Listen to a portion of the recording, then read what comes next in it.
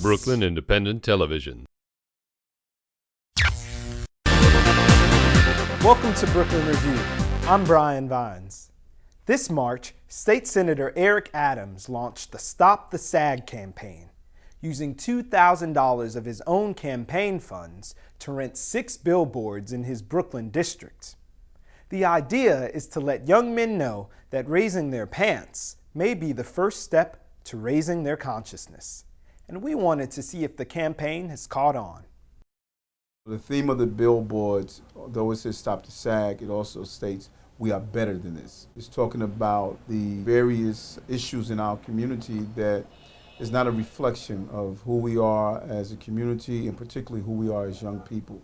It's freedom of expression, you know, it's hip hop, you know, that's how we wear our pants in 2010. 10 years from now, you might be wearing skinny jeans, you know, so I think it's really none of anybody's concerns.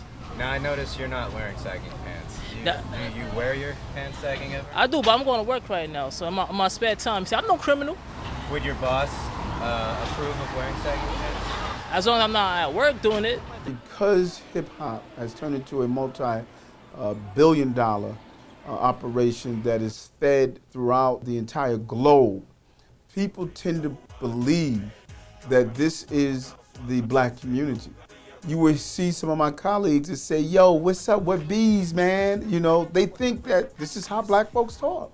You know, just live out this image on the screen. It's almost like when I was a child, I thought every white household had a dad that wore a suit from Father Knows Best and mom had a skirt, a apron on. You know, these images play on what we believe reality is. Reality is not what's real, but what we perceive. Television definitely shows off only one aspect of the African-American culture. I mean, if you go on MTV and BET, you see everybody with the chains and, you know, the way women are portrayed. That's not how all women are. There's very successful women. There's very successful black men in America. You see them as drug dealers, but it's not every black man that's a drug dealer. And so I think hip-hop, and all of its good it has done by creating an employment industry that normally would have been ignored, almost what jazz did several years ago to many young African-American artists. On the flip side, it has created a very dangerous stereotype of what a very diverse group of people are. Many of our young people and some young adults, we often adopt cultural fads without knowing where the origin of those fads came from. The culture of wearing your pants low is a prison culture.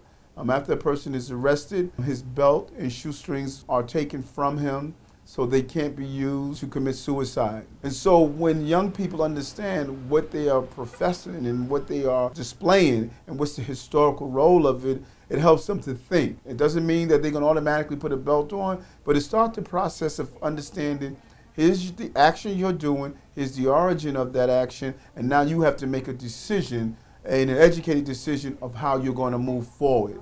Incarcerated, you have no choice. But out in society, you have a choice to carry yourself properly in society.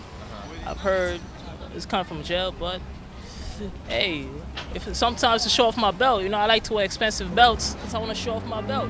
It's okay with me. I mean, it's kind of adorable. Adorable. I haven't heard that word yet. I don't like it.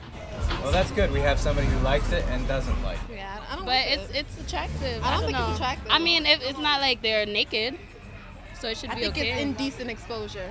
Indecent, but it's boxers. But I don't need to be seeing your boxers. You don't see my panties. All right, but that's different because boxers no, it's are not thicker. different. Whatever. Yeah. Now, if you were to approach an attractive woman and you wanted to, you know, shout out at her, right? Yeah. Would you wear sagging pants? Would that be considered a good or bad thing? Or of course, I would sag my pants because I want to let them know the real me. Say what's up. Do we really want to emulate people who go to jail? It's probably not the best. It depends on what your mind is set on. If it's just a style to you or it actually means something to you. So when you start seeing the corporate 500 companies saying in their want ads, wanted, man or woman that can mimic African Americans, then that's the place to be and we should be proud of. Until then, no one is laughing with you, they're laughing at you. Brooklyn Independent Television on the BCAT TV network.